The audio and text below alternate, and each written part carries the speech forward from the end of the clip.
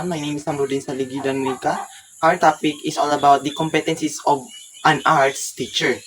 So, what is arts? So, first we define the word art. So, art is the conscious creation of a diverse range of human activities and works that use skills and imagination to express ideas, emotions, or beauty.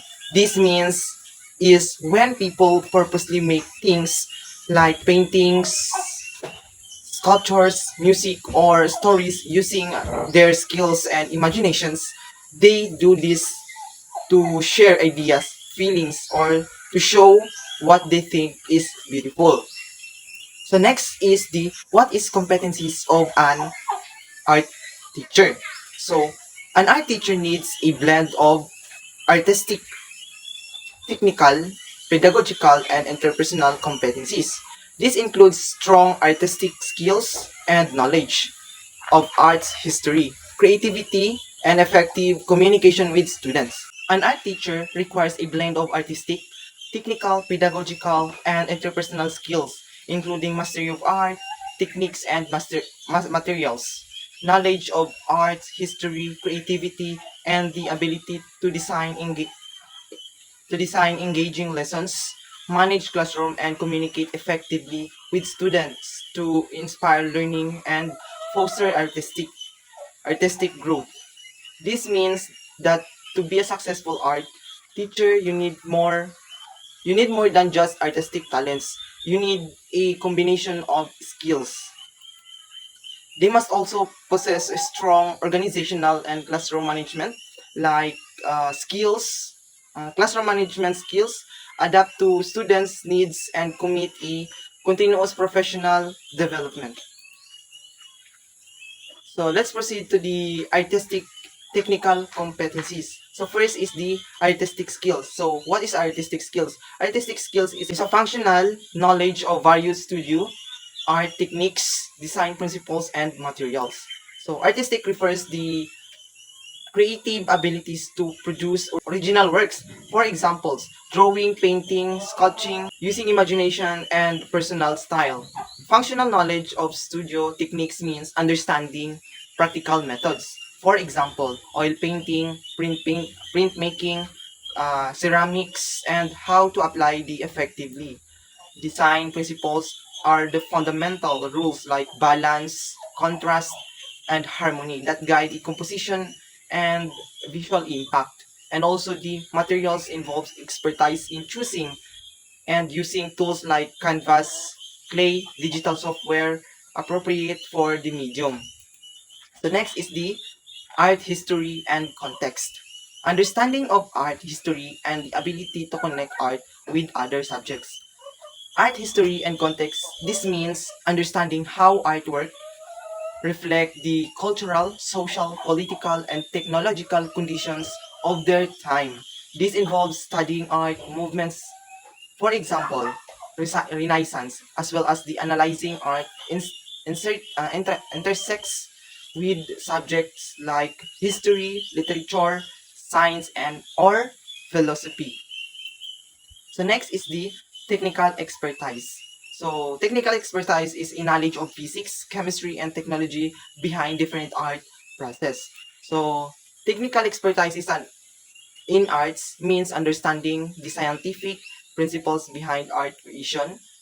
This includes physics, for example, is light refraction in glasswork, structural balance in sculpture, or color theory in creation. So in chemistry subject is, for example, is pigment reactions, paint drying processes, or ceramic glaze composition. And also the technology is a example is using digital tool like 3D modeling software, laser cutting, or printmaking machinery or printmaking machinery. So the last is the creative creativity, which is the ability to generate new ideas, solve problems, and inspire students' creativity. So creativity in teaching arts means the ability to innovate, adapt, and spark curiosity for educators. This involves generating original ideas. For example, is the designing unique projects like eco art using recycled materials. And problem solving, for example, is like adapting lessons for students with disabilities or limited resources, and inspiring students by encouraging experimentation. Example is blending traditional and digital art. So that would be all. Thank you. These reports serve as a continuation of Mr. Mojica's discussion on teacher competences. Building on his insight, I, Precious Kate Amadal, present this report focusing on the specific pedagogical, professional, and interpersonal skills that contribute to effective teaching.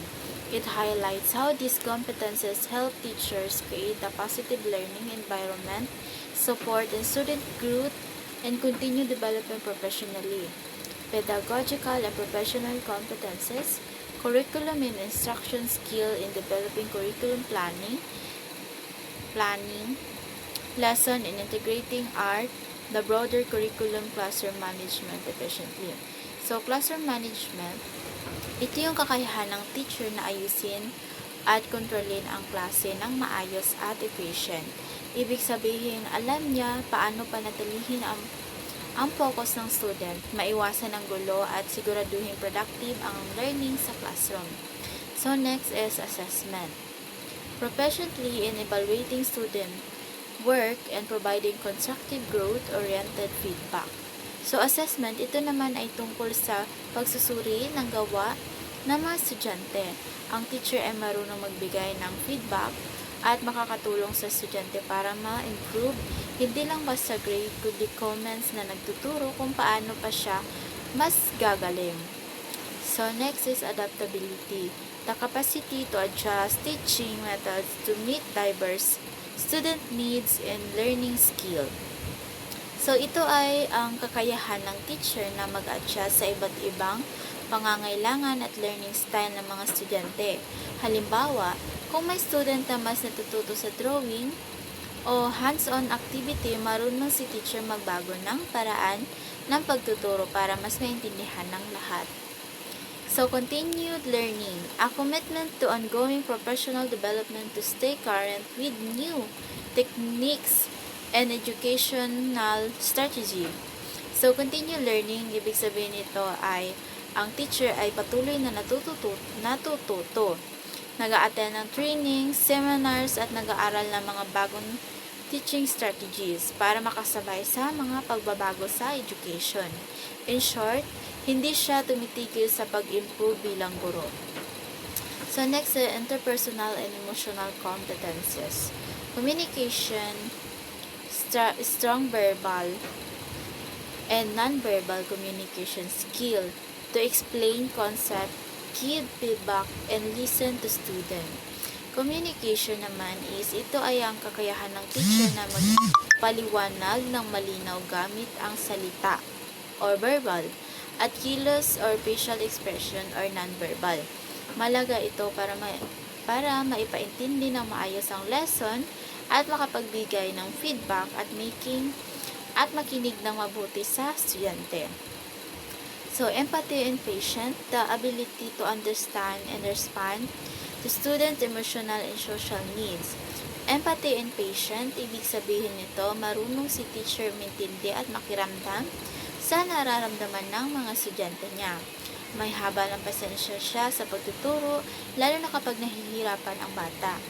Naiintindihan niya na bawat estudyante ay may kanya-kanyang pinagdadaanan at paraan sa pagkatuto. So, next is relationship building. This skill to build positive relationship with student and commitment to fostering their self-esteem. Relationship building, ito ay ang kakayahan ng teacher na makabuo ng magandang relasyon sa student. Pinapakita niya na may malasakit siya at gusto niyang magkaroon ng tiwala at respeto sa classroom. Sa ganitong paraan, tumataas ang self-esteem o kumpiyansa ng mga estudyante sa sarili nila. Next is resourcefulness, the ability to use available research created to enhance and learning experiences. So, ibig sabihin, madiskarte si teacher. Ginagamit niya ang mga material or resources na meron siya sa creative way para mas maging masaya at epektibo ang learning. So, kahit limitado ang gamit, nakagagawa pa rin siya ng maganda at makabuluhang lesson. So, in continuation of Mr. Mojica's report, it is clear that teaching goes beyond simply delivering lesson. The combination of pedagogical, professional, and interpersonal competences allow teacher to guide students effectively, adapt to their needs, and foster a positive learning environment. By continually developing these skills, teachers not only enhance their own practice but also leave a lasting, meaningful impact on the growth and development of their students.